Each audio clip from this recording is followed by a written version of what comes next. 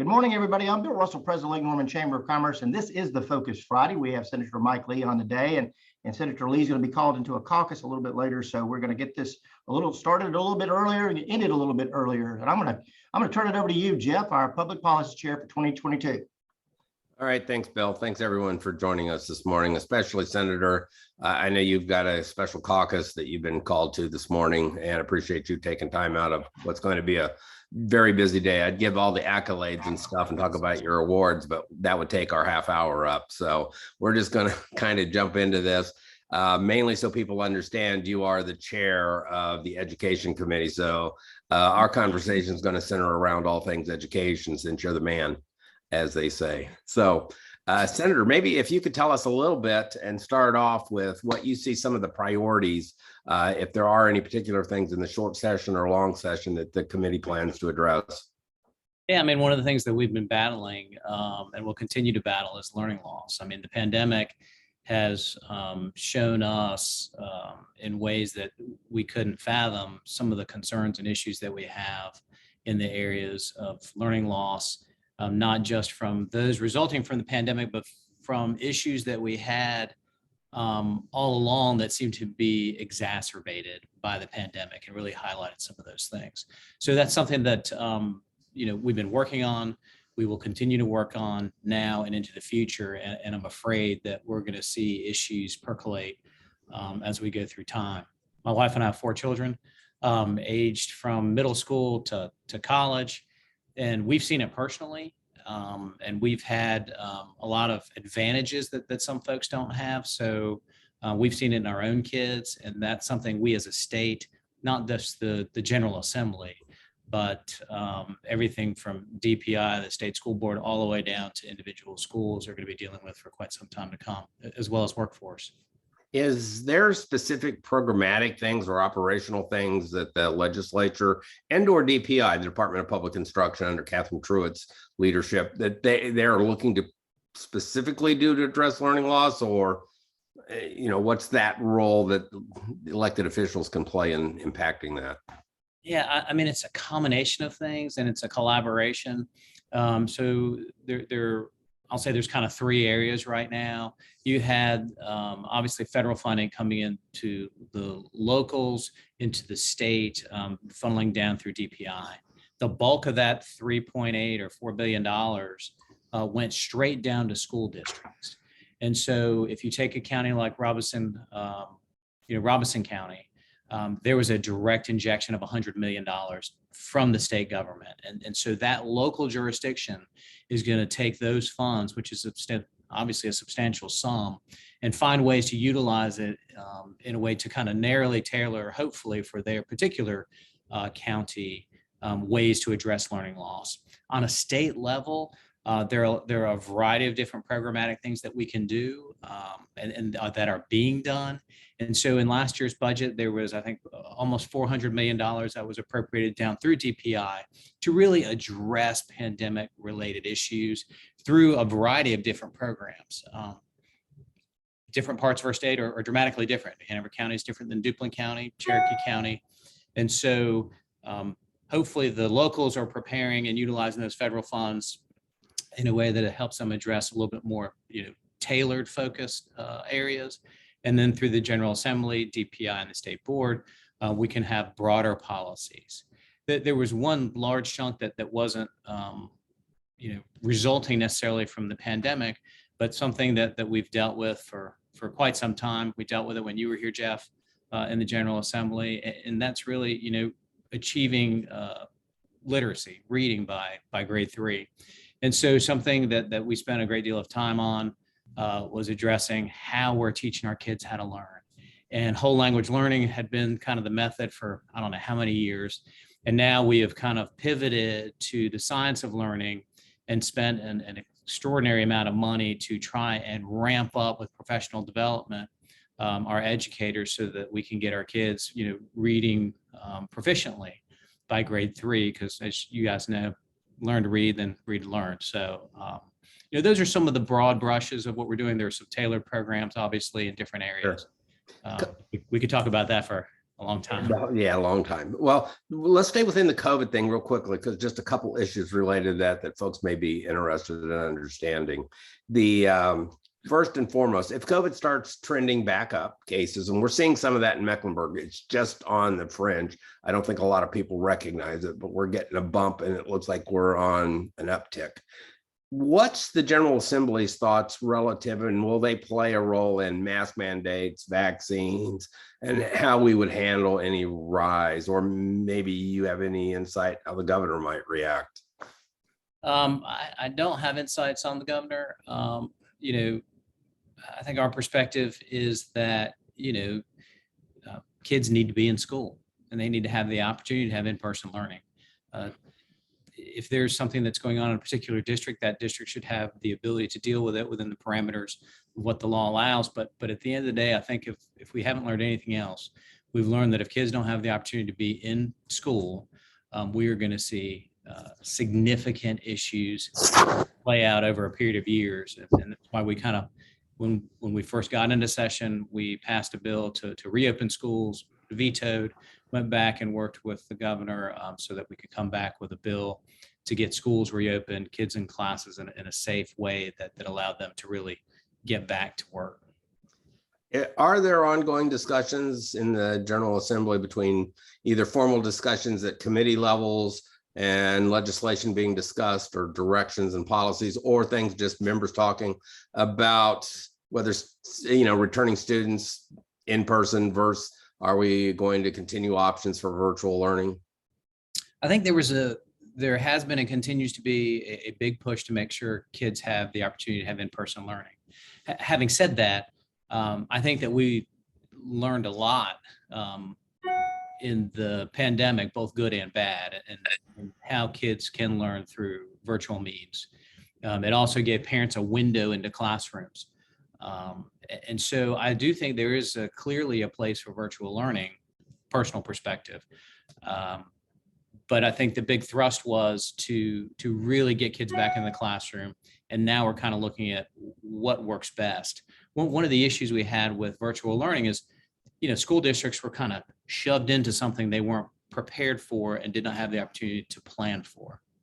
So hopefully now, as time goes on, we will have some really good data on, really effective virtual programs, whether synchronous, asynchronous, that we can leverage moving forward. So how are you guys evaluating, or what are you looking at data point wise or informationally to evaluate good schools versus what gets categorized as failing schools then? Yeah, I mean, DPIs look, DPIs kind of more, formative. I mean, they're kind of looking at things, hopefully, as things go on.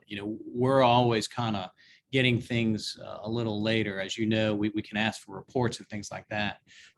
So we have asked for a variety of different reports to try to get a handle on that data. The UNC Collaboratory is pulling together a process by which they work with certain universities to really kind of drill down and find out kind of where we are. And hopefully we can take that data, which we probably won't have for another year, and really kind of see where we're going. Unfortunately, because of the way we're structured, by the time you percolate all the way up to Raleigh, that some time has passed. So I'm hopeful that school districts are taking the federal funds that they received and utilizing it in a way to remedy or fight against this learning loss by identifying their specific issues in their specific districts and utilizing that funding to be more pinpointed with respect to that. Use a scalpel, not a sledgehammer. Sure. A topic that's kind of topic du jour a little bit and really come to the surface both.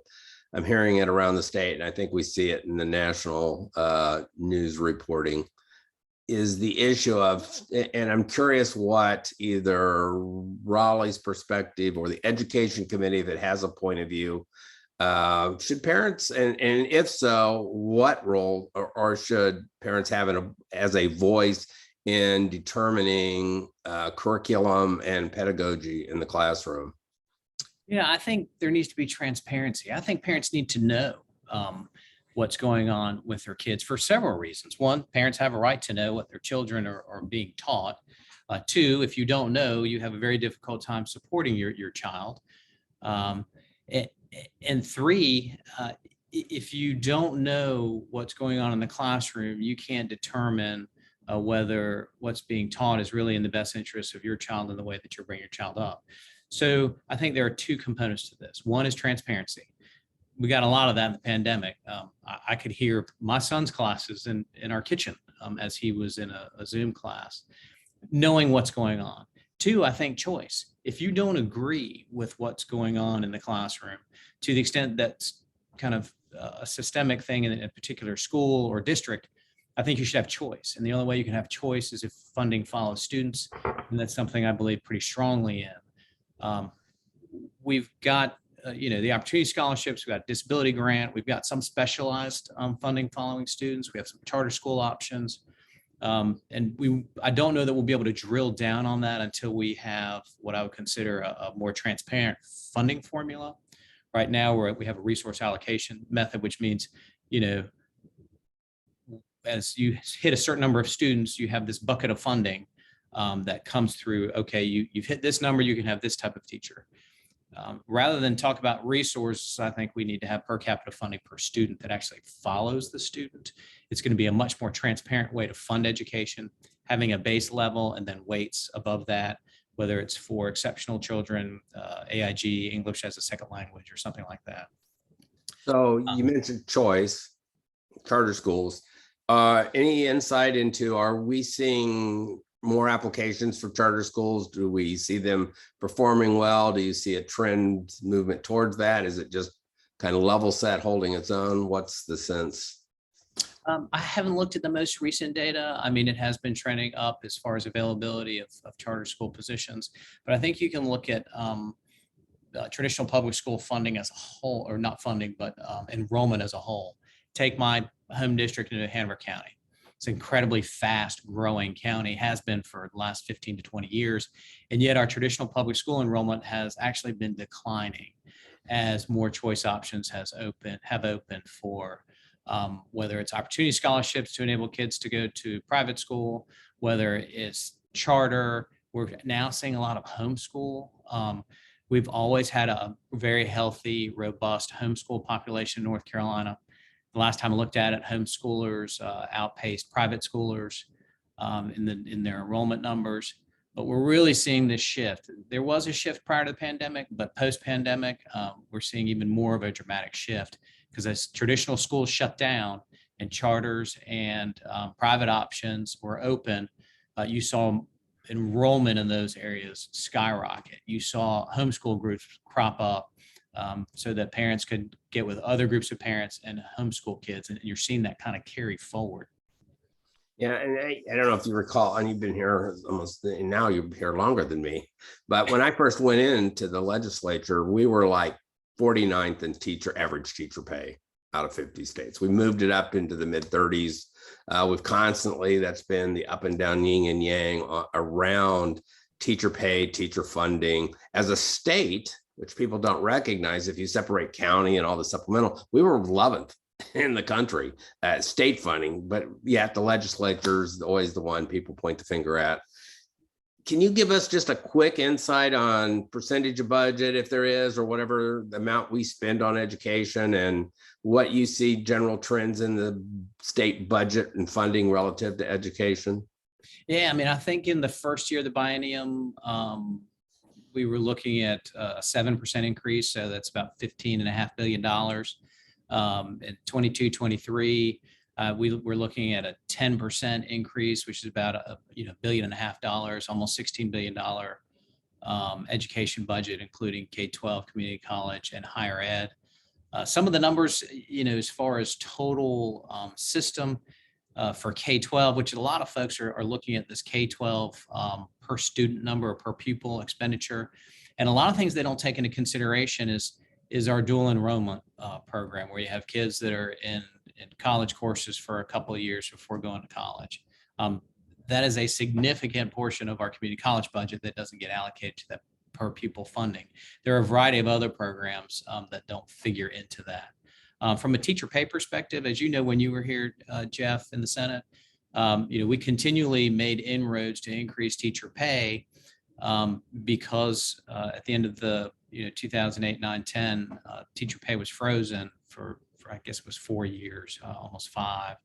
But something else that was really important that folks hadn't thought about before that you and others in your when y'all got here is really to take teacher pay. It used to be this kind of level increase over time. Yeah, these steps. And what the General Assembly did was they said, okay, we need to make this more aligned with industry. Teachers should be getting to their highest earnings around year 15, 16, 17, like you would in a typical industry, and then it tends to level off. And what that does is that increases your lifelong, career-long earnings significantly. About $225,000 over your career. It's a big number. People don't understand it, but it is a big pay raise. Yeah, and so it was significant to change the model, and I think we need to, that was kind of step one, in my opinion. Step two is to have look at elevated teaching roles, and that's what we're piloting in a lot of different areas. I think there's one probably close to your neck of the woods over there, where we look at different ways to fund compensation that more aligns with what typical industry is. Unfortunately, the education establishment industry, whatever you want to call it, is so way far behind the times with regard to all kinds of aspects of running an operation, whether it's a direct report. I mean, think about if you had your business and you're a high school and you go to any teacher and they say, who's your boss? And everyone's going to say it's the principal. And you've got a high school that has 80 teachers. There's no way you can have 80 direct reports. And so we really need to help our education industry kind of come into today's world. That's not a General Assembly role necessarily. We have a piece of that puzzle to fill out, but it's going to require a much broader buy-in from DPI, the state board, elected officials, and the locals for that matter. So how do you respond, or how do we share with people that when they make the comment that the legislature is underfunding education and specifically teacher pay? Yeah, I mean, I think you look at what the increases have been over time and where we started in the base. I mean, a 7% increase, a 10% increase, we can look at expenditures, but unfortunately, when someone comes to you in your business, you don't equate how well their business is doing by how much they spend. You look at outcomes, results, and what the metrics are for that success. And those are the things that we need to be looking at. We are doing great in funding a lot of different areas of education. And there's some areas of education we're not doing as well in funding. And we need to find out how we can work to make those programs that if we put more money into them, that they would be effective. Because it doesn't matter how much money we put into an ineffective program, it's not going to make it better. And so those are the things that we need to look at. It's not just how much money you spend, it's how you're spending it. And if you've got good programs, we need to, make sure we're adequately funding them. If we have bad programs, we need to work with those folks who've developed them to find alternate paths to success. One of the things that was interesting, and this is kind of a little bit related, a little bit a left turn, I was reading in the Observer this morning where the county and the school board, CMS, are kind of at odds on budgeting, and that the county's only going to give them about half of the requested funds that the county supplements the school budget. One in the comment, and they're going to end up giving them almost $20 million, with about 2.7 million going to English as a second learner teachers. So about 32 additional teachers. But the Observer and the writer makes the comment, well, at least that 20 million will go to help those things, then help struggling schools, that $20 million. Well, all but that 2.7 is just going to pay increases. So salary. So I contend it makes you go question, well, if I'm going to increase salary and that improves struggling schools, I don't understand the correlation, because does that mean teachers, if they don't get a pay raise, I'm going to teach poorly? I'm not going to teach well? I don't think teachers do that. So what's up with that? Any insight of what really will help a struggling school versus just pay raises? Yeah, I mean, I'll be honest with you. It's like any other group or business. It's about leadership. If you have good leadership, and when I say leadership, I mean at the school level. You need district leadership, but at the end of the day, any teacher will tell you that leadership is what truly matters. Yes, we need to adequately compensate teachers. We need to provide incentives for them to want to excel. There are lots of things that, yes, we do need to do. But at the end of the day, it is all about leadership when it comes to education. And we need to find ways to equip, train, and prepare and recruit great leaders in our schools and our school systems, and honestly, up here in Raleigh.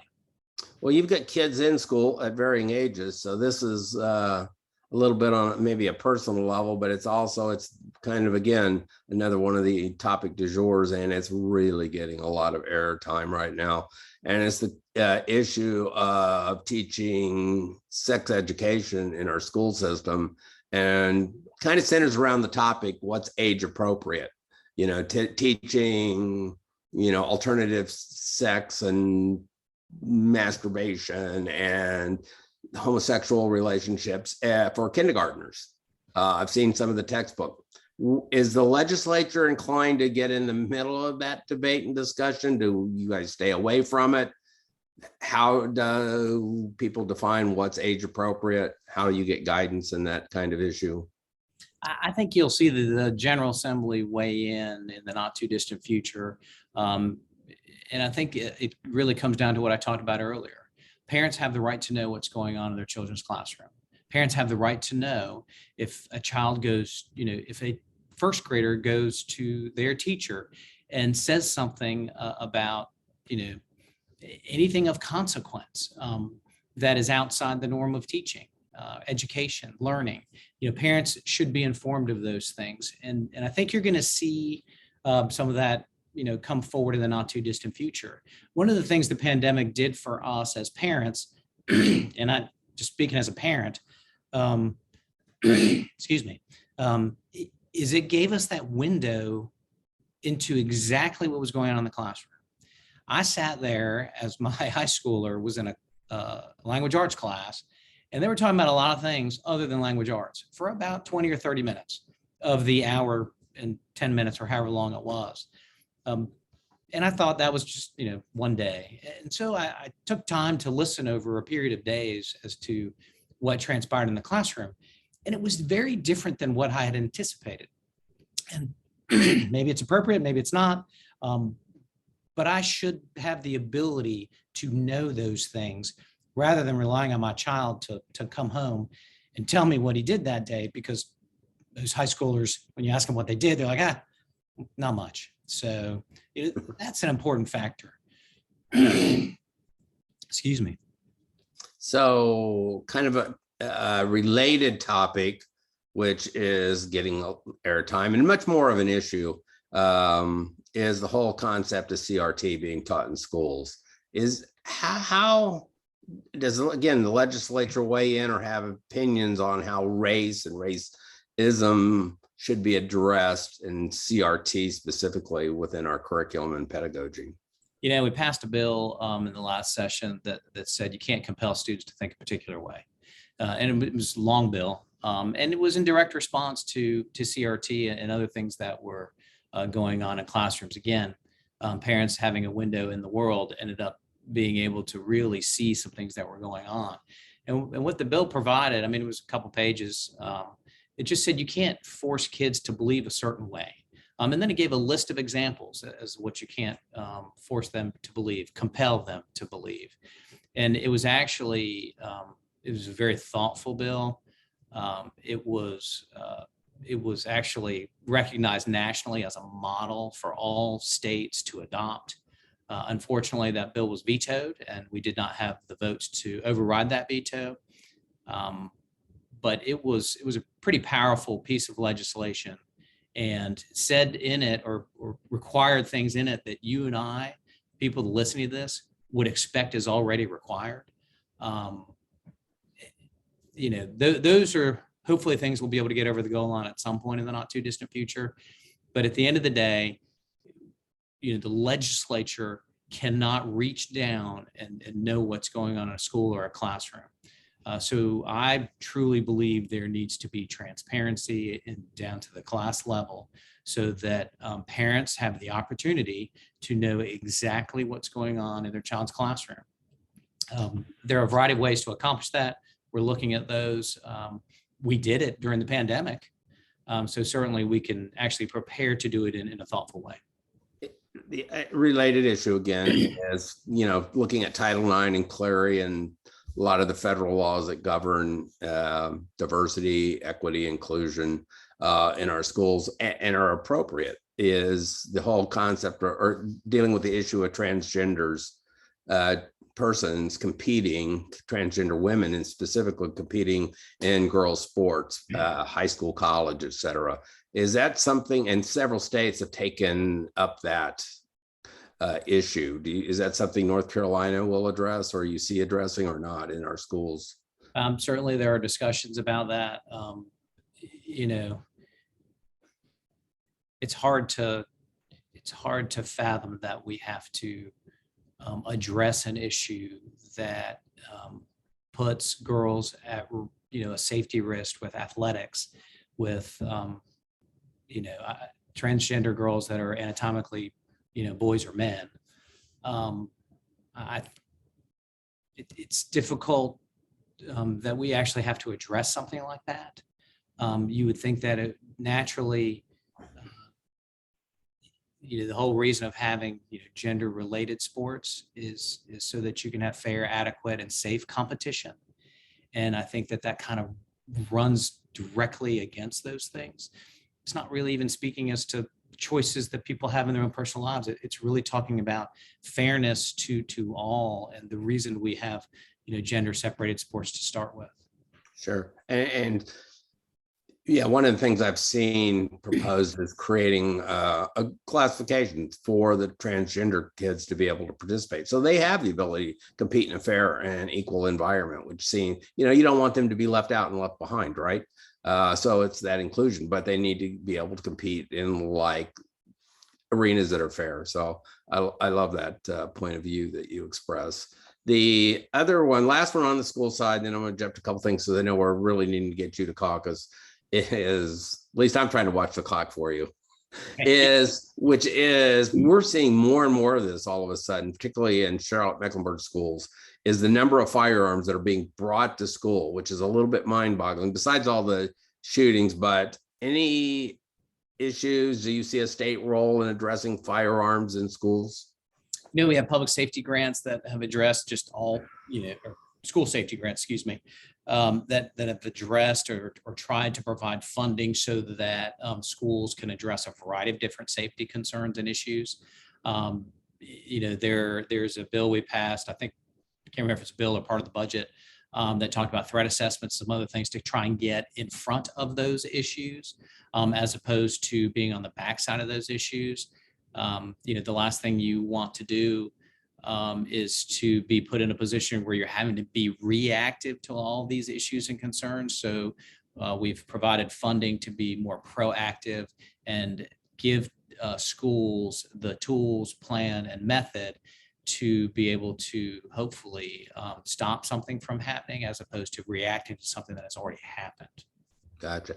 Last legislative question. Anything in specific that comes to mind that you anticipate you will run in committee during the short session? I think we're really going to look at the transparency issue as far as parents having the ability to, some people call it a parent's bill of rights. Some people call it a transparency bill. But I think at the end of the day, you'll probably see something like that come through in the area of education. That we're always kind of working on some things.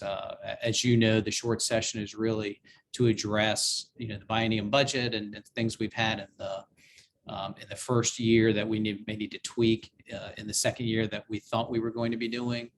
You'll probably see a little bit more relating to learning loss that we're going to address. The collaboratory funding for a study, I'm hopeful, ends up finding its way there. So, those are just kind of the quick highlights. Hopefully we're not going to be here more than 5 weeks. They say we're going to be out by July 1st. Hopefully that'll be the case. Any last things you want to leave us with before you head over to caucus? No, I just appreciate the opportunity to speak to y'all today. It's not often I get to talk to folks in your neck of the woods, so I really appreciate it. And anyone's welcome to reach out to me. Senator Ballard and I are the co-chairs on the Senate side.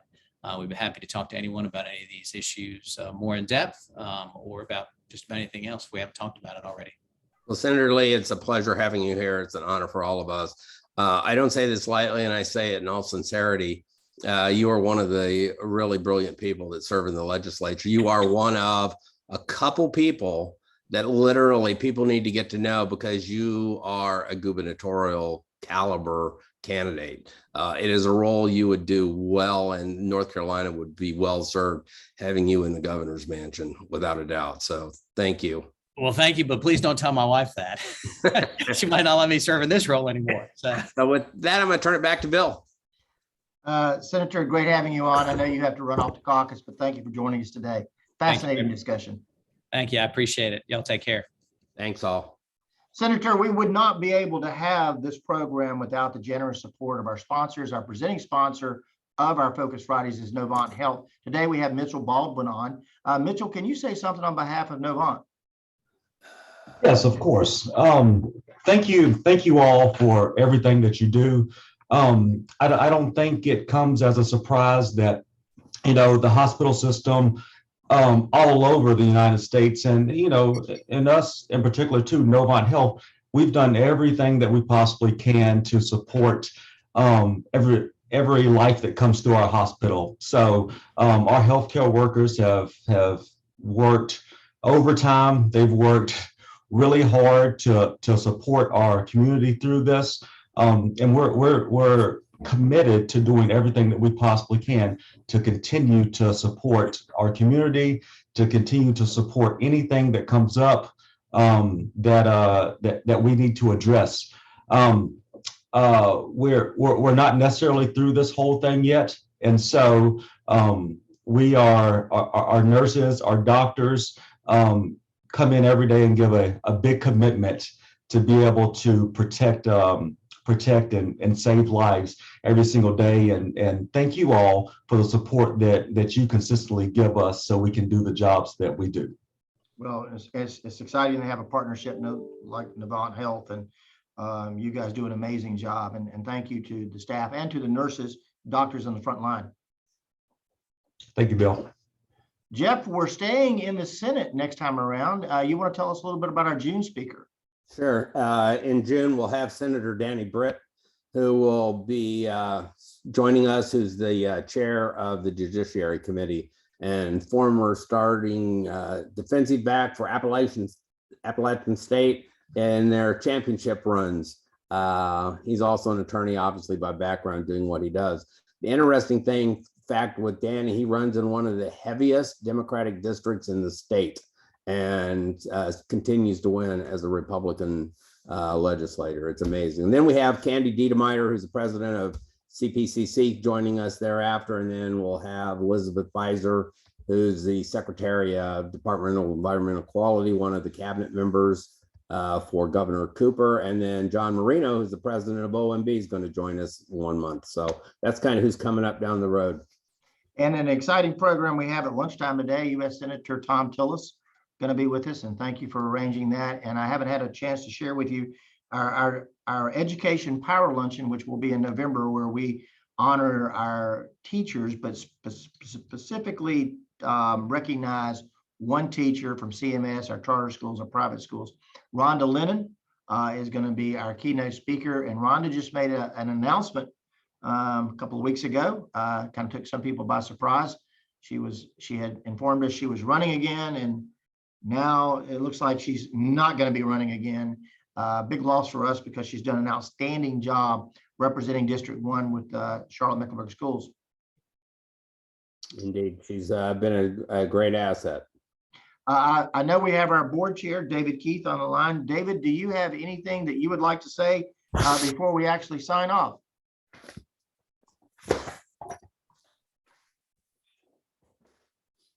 David, you're still on. Yeah, you go. David, you're still muted.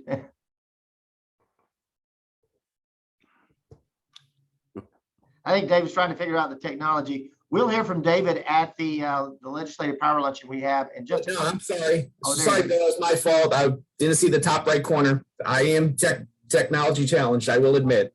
No, just first of all, I was very impressed with Mr. Lee today. Very impressive. This was extremely worthwhile. And I hope more chamber members take advantage of seeing the recording that did not see it live. And also, I'm very much looking forward to Senator Tillis today at lunch. And have a wonderful weekend, everybody. Thank you. And thank you, Jeff, for setting this up. Have a great weekend, everyone.